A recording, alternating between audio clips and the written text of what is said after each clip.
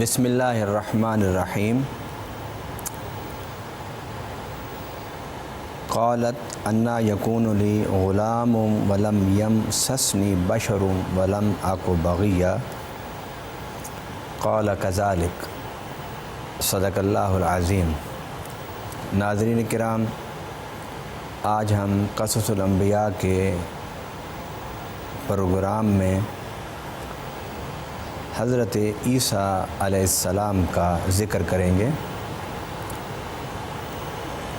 عیسیٰ ان کا نام تھا، ابن مریم کے نام سے منسوب ہوئے اور مشہور ہوئے، اور مسیح ان کا لقب تھا یا ان کی صفات میں سے ایک صفت تھی۔ حضرت عیسیٰ علیہ السلام کی پیدائش کا ذکر بھی اللہ تعالیٰ نے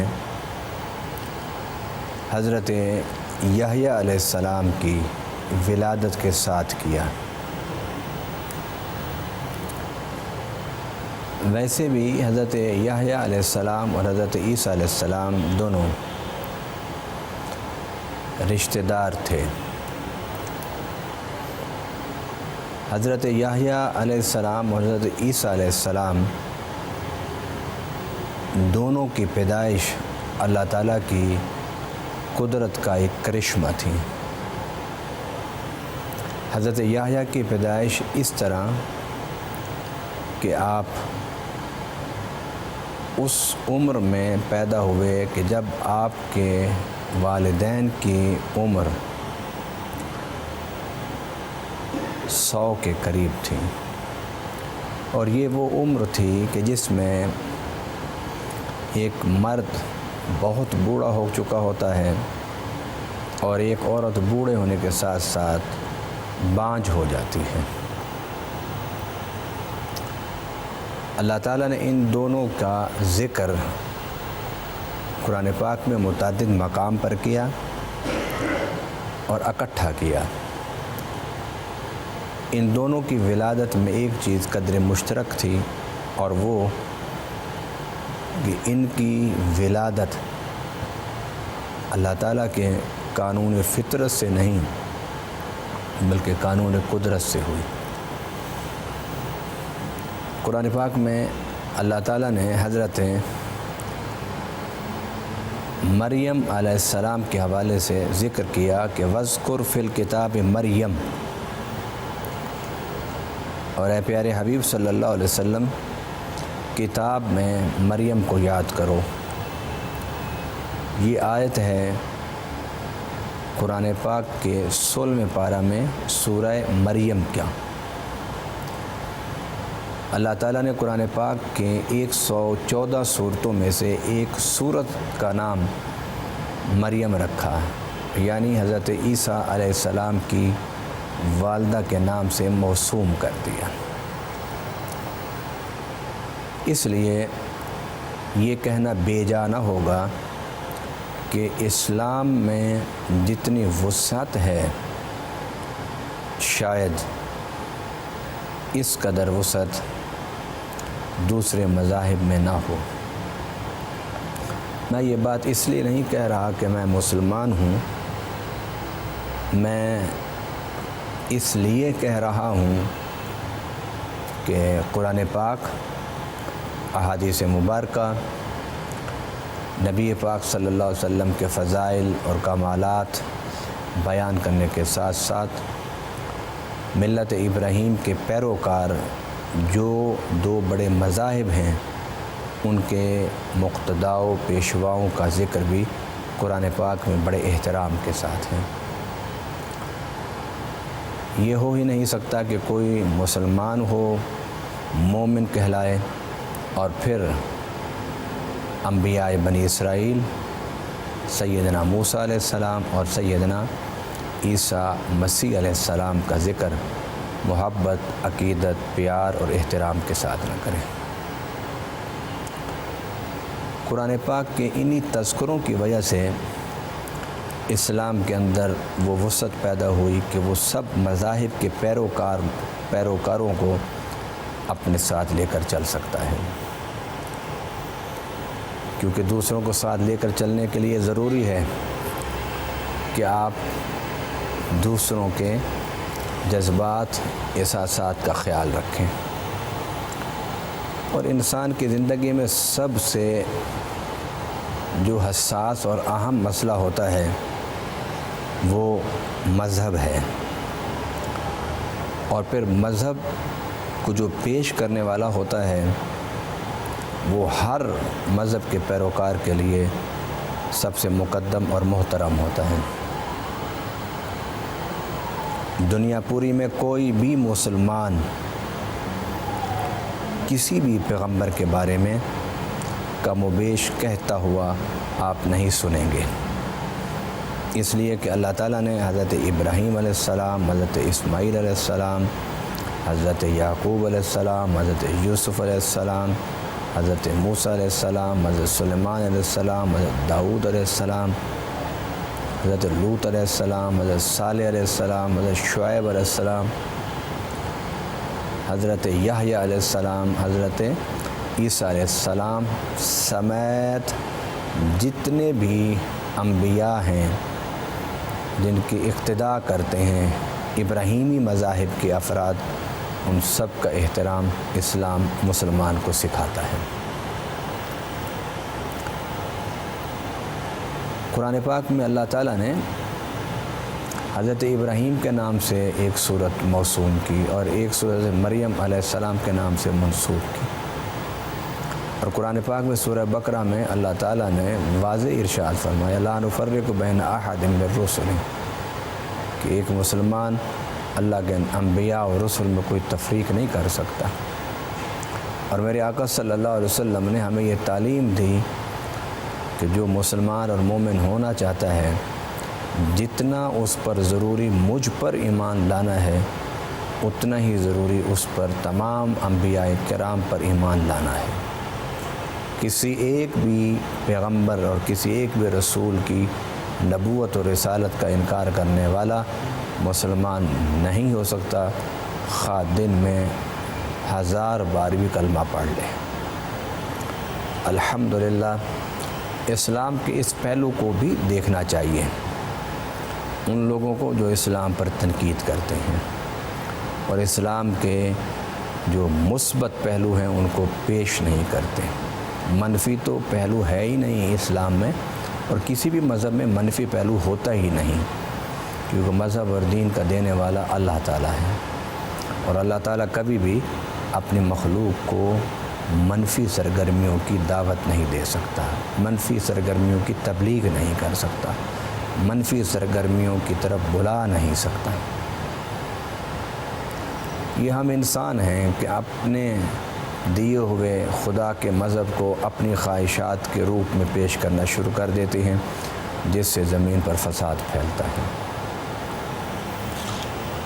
تو اللہ تعالیٰ نے حضرت بی بی مریم علیہ السلام کا ذکر کرتے ہوئے فرمایا کہ اذ انتبذت من اہلہا مکانا شرقیہ، کہ آپ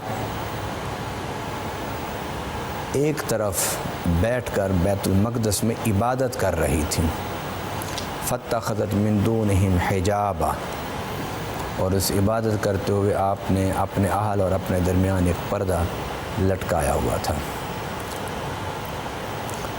آپ اس پردے میں بیٹھ کے اللہ کی عبادت میں مشغول تھی کہ فَأَرْسَلْنَا إِلَيْهَا رُوحَنَا فَتَمَثَّلَ لَهَا بَشَرًا سَوِيًّا، تو اللہ تعالیٰ فرماتا ہے ہم نے ان کی طرف اپنی روح کو بھیجا جس نے ایک بشر کی شکل اختیار کی ہوئی تھی، جو بشر تندرست تھا، توانا تھا، جوان تھا، خوبصورت تھا۔ جب وہاں بشر یعنی انسان کو دیکھا تو حضرت بی بی مریم علیہ السلام نے فرمایا قالت انی اعوذ بالرحمن منک ان کنت تقیہ، اور فرمایا میں تجھ سے اللہ کی پناہ رحمان کی پناہ مانگتی ہوں تجھ سے، میں رحمان کی پناہ میں آتی ہوں تجھ سے اگر تم متقی ہے، کہ تو اس وقت تنہائی میں خلوت میں میرے پاس جو آیا ہے اگر تو رب سے ڈر اور خوف رکھتا ہے تو تجھے یہاں سے چلا جانا چاہیے۔ حضرت بی بی مریم علیہ السلام کے اس خوف کو دیکھ کر کہ وہ شاید آنے والے کو سمجھ رہی تھی کہ یہ غلط آدمی ہے جو ایک عورت کو تنہائی میں دیکھ کر بیٹھا ہوا اس کے پاس آ گیا۔ حضرت مریم فرماتی ہیں کہ ابھی میں نے یہ بات کی ہی تھی کہ وہ آنے والا بولا انما انا رسول ربک، میں تو تیرے رب کا بھیجا ہوا فرشتہ ہوں، لأہب لک غلاما زکیہ، تاکہ میں تجھے ایک صاف ستھرا اچھا بیٹا عطا کر دوں۔ قالت، تو حضرت بی بی مریم بولی انا یکون لی غلام، مجھے بیٹا ہوگا، ولم یمسسنی بشر، مجھے تو آج تک کسی بشر نے ہاتھ نہیں لگایا، ولا ماکو بغیہ، اور میں بدکار بھی نہیں ہوں، سرکش اور نافرمان بھی نہیں ہوں۔ جب یہ بات اس آنے والے نے کی تو حضرت بی بی مریم نے اس کا جواب دیا، تو اس نے کہا فرشتے نے قال کذالک، ایسے ہی ہو جائے گا۔ ایسے سے کیا مطلب؟ کیا تم نے نہیں دیکھا کہ تم سے پہلے اللہ تعالیٰ نے حضرت یحییٰ علیہ السلام کو سخت بڑھاپے کی حالت میں بیٹا عطا فرمایا، تو کیسے ہو گیا تھا؟ اللہ کی قدرت سے ہوا تھا۔ کیا تم نے نہیں دیکھا کہ تم سے پہلے حضرت ابراہیم علیہ السلام کو 100 سال کی عمر میں جب وہ سخت بوڑھے تھے اور آپ کی بیوی نے کہا کہ میں بانجھ ہوں، اس عمر میں اللہ تعالیٰ نے انہیں بیٹے عطا فرمائے، ایک حضرت بی بی سارہ سے، ایک بی بی ہاجرہ سے اللہ نے اولاد فرمائی۔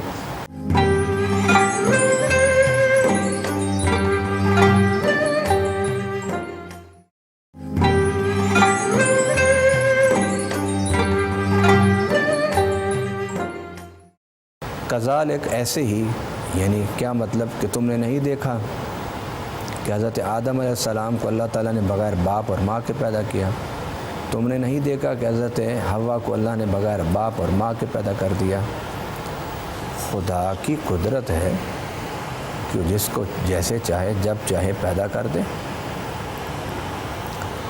اب قرآن پاک نے یہاں تک بیان کیا، آگے احادیث میں آتا ہے کہ حضرت وہ جو آنے والا فرشتہ تھا وہ حضرت جبرائیل علیہ السلام تھے، تو انہوں نے حضرت بی بی مریم علیہ السلام کے منہ میں پھونک ماری، جس سے آپ اسی وقت حاملہ ہو گئیں، پھونک سے حاملہ ہو گئیں۔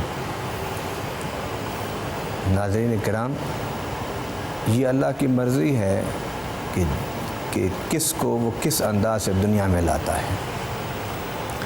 رب نہیں محتاج ہمارے پیمانوں کا، ہمارے انداز کا، ہماری سوچ کا محتاج نہیں۔ وہ رب جیسے چاہے جب چاہے جس کو چاہے زمین پر لے آئے، پیدا کر دے، تخلیق فرما دے۔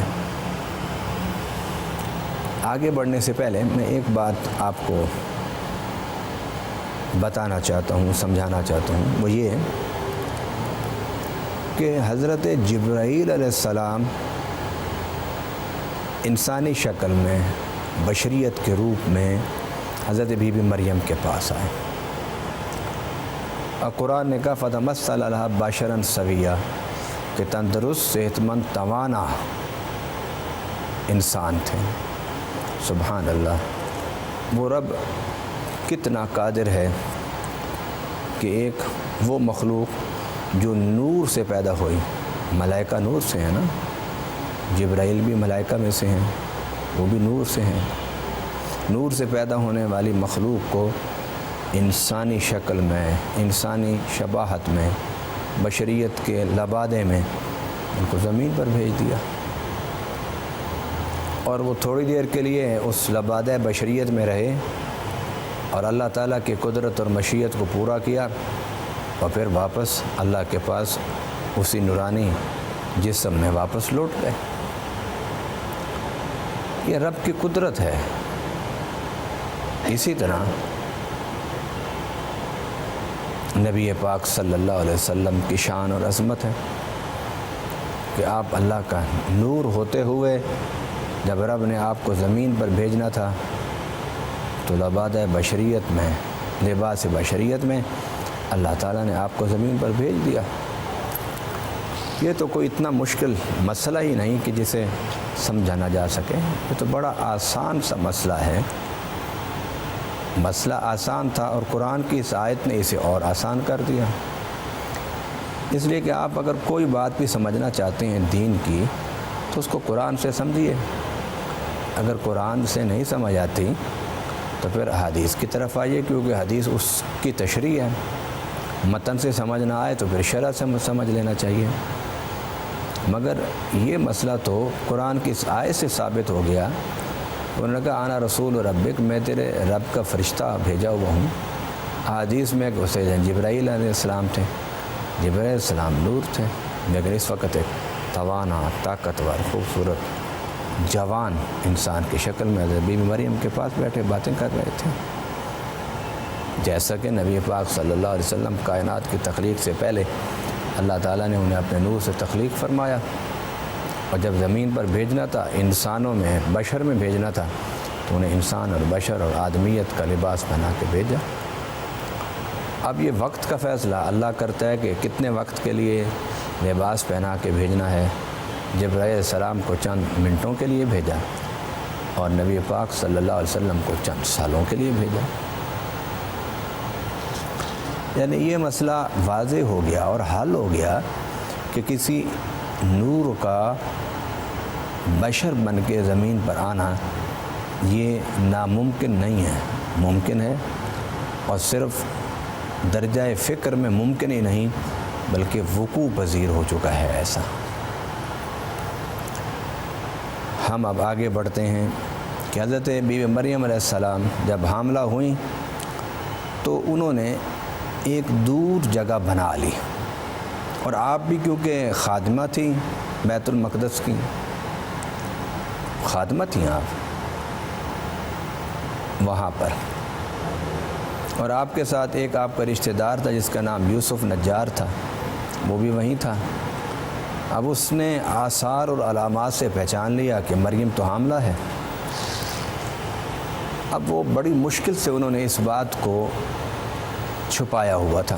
ایک دن جب ان کے بس اور طاقت میں نہ رہا چھپانا، ان حضرت مریم علیہ السلام سے جا کے گفتگو کی کہ میرا دل کرتا ہے میں لوگوں کو جا کے بتاؤں کہ تم بغیر خامد کے، شادی کے تم حاملہ ہو گئی ہو، مگر تمہاری رسوائی کے ڈر سے میں بتاتی نہیں ہوں۔ اللہ اکبر۔ حضرت بی بی مریم نے فرمایا کہ پہلے تم مجھ سے بات کر لو، اگر نہ سمجھ آئے تو پھر بتا دینا لوگوں کو۔ اس نے کہا کہ یہ بتاؤ کہ کوئی درخت بغیر بیج کے پیدا ہوتا ہے؟ نہیں پیدا ہوتا۔ تو بغیر خامد کے کیسے، بغیر مرد کے کیسے بچہ پیدا ہو جائے گا؟ کیسے پیدا ہو جائے گا بچہ؟ نہیں پیدا ہو سکتا بچہ پیدا۔ حضرت بی بی مریم علیہ السلام نے فرمایا کہ کیوں نہیں بچہ پیدا ہو سکتا؟ مجھے یہ بتاؤ کہ حضرت آدم علیہ السلام کے باپ کا نام بتاؤ، حضرت آدم کی ماں کا نام بتاؤ۔ تم کہتے ہو کہ باپ کے بغیر بچہ نہیں پیدا ہوتا، تو حضرت حوا کے باپ کا نام بتاؤ، ان کی ماں کا نام بتاؤ۔ وہاں تو باپ اور ماں دونوں نہیں ہیں، تو کیا حضرت آدم دنیا میں نہیں آئے؟ کیا حضرت حوا نہیں دنیا میں آئیں؟ میرے پیٹ میں جو بچہ ہے اس کی ماں ہے تو باپ نہیں ہے نا، تو وہ رب تو قادر ہے کہ دونوں کے بغیر بچہ پیدا کر دیں۔ تو وہ مطمئن ہو گئے۔ اللہ اکبر۔ قرآن پاک کہتا ہے کہ جب آپ کے حمل کے آثار زیادہ بڑھے تو اللہ تعالیٰ نے آپ کو حکم دیا کہ آپ ایک کھجور کی جڑ میں جا کے بیٹھ جائیں۔ تو ایک کھجور کا درخت تھا، اس کی جڑ میں جا کے آپ نے بسیرا کر لیا۔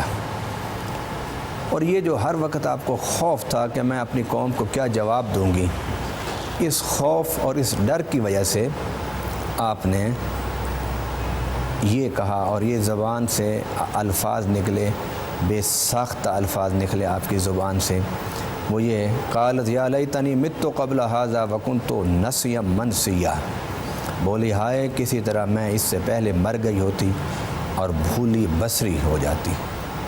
فناداها من تحتها اللہ تحزنی قد جعل ربک تحتک سریا، تو آواز آئی اللہ تعالیٰ کی طرف سے کہ گھبرا نہیں، غم نہ کر، اللہ تعالیٰ نے تیرے لیے تیرے قدموں کے نیچے ایک نہر بہا دی ہے۔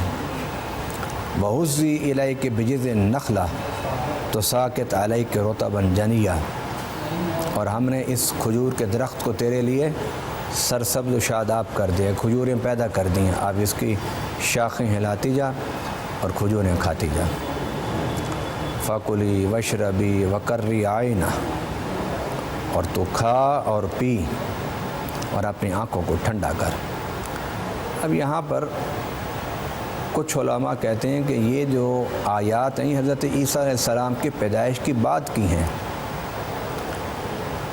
آنکھوں کو ٹھنڈا کر، آنکھوں کو ٹھنڈا کرنا تو اولاد سے ہوتا ہے نا، کوئی کھجور کے پانی، کھجور کھانے سے یا پانی پینے سے تو آنکھیں ٹھنڈی نہیں ہوتی ہیں، تو اولاد کو دیکھ کے ہے نا ٹھنڈا ہوتی ہیں آنکھیں انسان کی، جس طرح قرآن پاک کے مختلف مقامات میں ہے ربنا ھب لنا من ازواجنا وذریاتنا قرۃ اعین، اے اللہ میری بیوی کو، میرے بچوں کو میرے لیے آنکھوں کی ٹھنڈک بنا دیں۔ تو یہ آیات جو حضرت عیسیٰ علیہ السلام پیدا ہو چکے تھے، اور وہ جو نہر نکلی جس کا ذکر قرآن نے کہا کہ ہم نے تیرے پاؤں کے نیچے ایک نہر چلا دی ہے، وہ نہر بھی حضرت عیسیٰ علیہ السلام کے پاؤں کی ایڑی رگڑنے سے پیدا ہوئی، اور اس ایڑی سے نہر بھی پیدا ہوئی، اور حضرت عیسیٰ علیہ السلام کی ایڑی رگڑنے سے جو درخت خشک تھا کھجور کا وہ دوبارہ سرسبز و شاداب ہو گیا۔ اللہ اکبر۔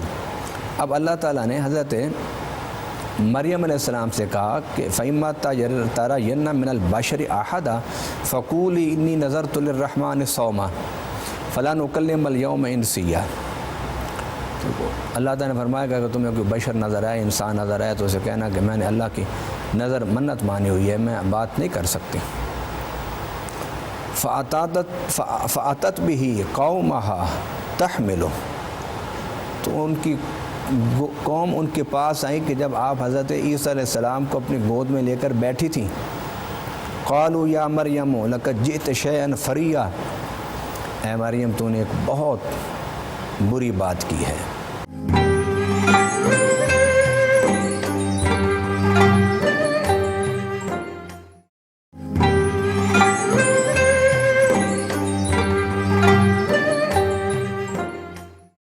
یہ برا کام ہوا ہے، برا نتیجہ تیری گود میں ہے۔ تو حضرت مریم نے جب یہ ان کی بات سنی تو انہوں نے کہا یا اخت ہارون ما کان ابوک امرأ سوء وما کانت امک بغیہ، اے ہارون کی بہن تیرا باپ بھی برا آدمی نہیں تھا اور تیری ماں بھی بری نہیں تھی۔ جب یہ انہوں نے باتیں کی تو اللہ نے کہا ہوا تھا کہ بولنا نہیں آپ نے، تو فاشارت الیہ، آپ نے حضرت عیسیٰ کی طرف اشارہ کر دیا۔ قالوا کیف نکلم من کان فی المہد صبیا، ہم اس سے کیسے بات کریں کہ جو ابھی پنگوڑے میں ہے، وہ کیسے بات کرے گا؟ اللہ اکبر۔ ادھر سرداروں نے یہ کہا اور ادھر حضرت عیسیٰ علیہ السلام بولے، انی عبد اللہ آتانی الکتاب وجعلنی نبیا وجعلنی مبارکن اینما کنت واوصانی بالصلاۃ والزکاۃ ما دمت حیا وبرا بوالدتی ولم یکن جبارا شقیا والسلام علی یوم ولدت ویوم اموت ویوم ابعث حیا۔ حضرت عیسیٰ علیہ السلام پھر ایسا بولے کہ آپ نے ایک لمبی گفتگو فرمائی، اور اس گفتگو میں آپ نے سب سے پہلے یہ کہا کہ میں اللہ کا بندہ ہوں، مجھے اللہ تعالیٰ نے کتاب عطا فرمائی ہے، مجھے اللہ تعالیٰ نے نبوت عطا فرمائی ہے، اور مجھے اللہ نے باعث برکت بنایا ہے، جہاں میں ہوتا ہوں وہاں برکت ہی برکت ہوتی ہے۔ اور مجھے اللہ نے نماز کی وصیت فرمائی ہے، زکوٰۃ دینے کا حکم دیا جب تک میں زندہ رہوں۔ پھر اس کے بعد آپ نے کہا وبرم بوالدتی، میری ماں بے عیب ہے، میری ماں پاک ہے، اور جو تم الزام لگا رہے ہو اس سے مبرہ ہے۔ ولم یجعلنی جبارا شقیا، اللہ اکبر، اور اس نے مجھے نہیں بنایا جبار، شقی، زبردست اور بدبخت۔ والسلام علیہ، سلامتی ہے مجھ پر، یوم ولدت و یوم اموت و یوم ابعث حیا، کہ جس دن میں پیدا ہوا، جس دن میں مروں گا، اور جس دن میں دوبارہ زندہ ہوں گا۔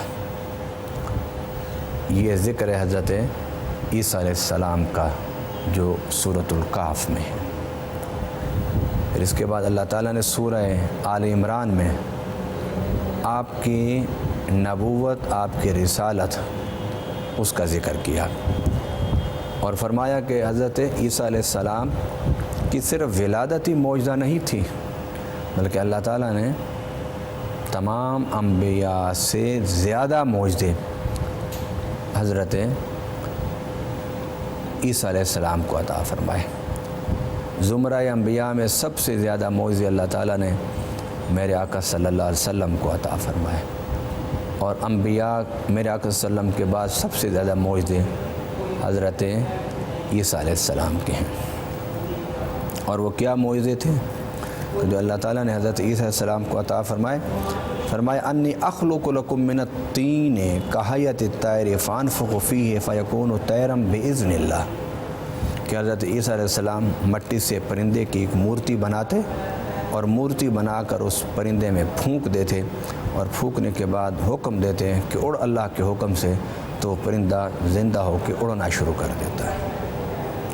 اتنا بڑا معجزہ، اتنا بڑا معجزہ، یہ تو یا تو ممکن ہے اللہ کے لیے کہ مٹی سے کوئی پرندہ بنائے اور اسے اڑا دے، یا پھر ممکن ہے روح اللہ کے لیے۔ اور دوسرا معجزہ آپ کا کیا تھا؟ وَأُبْرِئُ الْأَكْمَحَ وَالْأَبْرَصَ، کہ آپ کے پاس مادرزاد اندھے آتے ہیں اور برس کے نشان والے لوگ آتے ہیں، آپ ان پر ہاتھ پھیرتے، اللہ ان کو شفا دے دیتا ہے۔ اس زمانے میں طب بڑے عروج پر تھی، مگر اس عروج کے طب میں بھی ان دو بیماریوں کا علاج کسی کے پاس نہیں تھا۔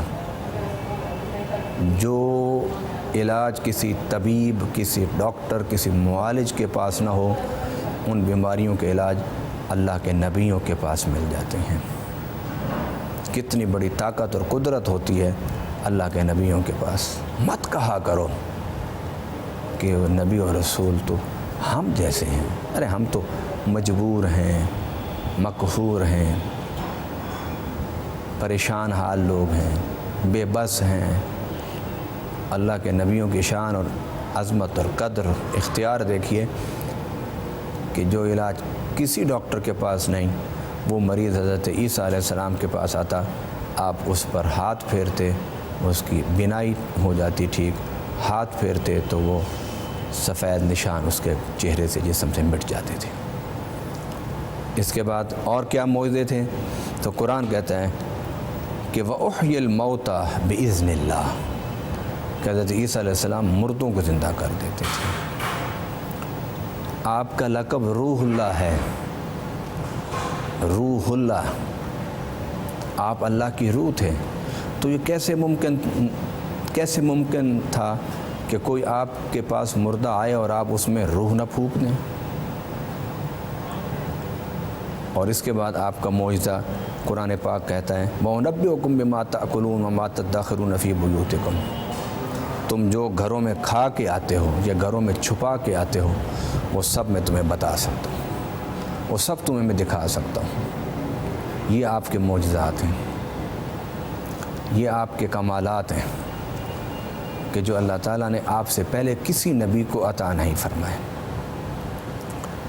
ناظرین کرام، حضرت عیسیٰ علیہ السلام کے ان معجزات کا ذکر اور آپ کی ولادت کا ذکر، ان سارے ذکر سے مراد اللہ تعالیٰ کے یہ ہے کہ تم یہ یقین پیدا کرو، کہ جو رب کے نبی اور رسول ہوتے ہیں وہ بہت ممتاز اور منفرد ہوتے ہیں، رب کی کائنات میں ان جیسا کوئی نہیں ہوتا۔ تم یہ یقین پیدا کرو کہ جو کام اللہ کے نبی اور رسول کر سکتے ہیں کوئی دوسرا نہیں کر سکتا۔ تم یہ یقین پیدا کر لو کہ اگر عیسیٰ علیہ السلام تمہارے سامنے ایک مورتی پرندے کی بنا کے اس میں روح ڈال سکتے ہیں تو کیا اللہ تمہیں مرنے کے بعد تم میں روح ڈال کے تمہیں زندہ نہیں کر سکے گا؟ جب زندہ ہونے کا یقین دوبارہ زندہ ہونے کا یقین تمہارے اندر پیدا ہو جائے گا تو بہت ساری بیماریاں، بہت سارے عیب، بہت سارے گناہ، بہت سارے غلطیاں اور خطاؤں سے تمہاری جان چھوٹ جائے گی، کیونکہ دوبارہ زندہ ہونے کے ساتھ یہ عقیدہ خود بخود ذہن میں آتا ہے کہ جب ہم دوبارہ زندہ ہوں گے تو کس لیے زندہ ہوں گے؟ صرف اس لیے کہ ہمیں دنیا میں گزاری ہوئی زندگی اور اس کے اعمال کا جواب دینا ہے۔